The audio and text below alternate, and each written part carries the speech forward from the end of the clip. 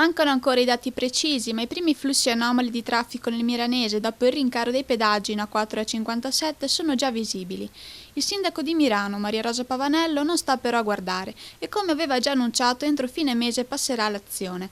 Previsti infatti 2 rilevatori di flussi in Viale Venezia, con i quali misurerà per un breve arco di tempo il transito dei veicoli lungo la strada provinciale 81, la camionabile che di fatto sembra diventata l'alternativa di molti all'autostrada, dove affluiscono non solo le auto in arrivo da Spinea, ma anche tutto il traffico locale, che si dirige poi a via Cavin di Sale e via Noalese in direzione Padova.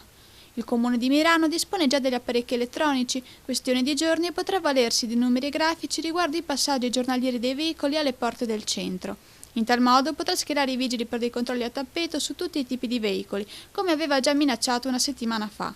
L'obiettivo è tolleranza zero sui passaggi vietati, in particolare dei tir, ma anche dissuadere gli automobilisti dall'attraversare Milano, che di certo non può permettersi di subire traffico e smog in tale quantità.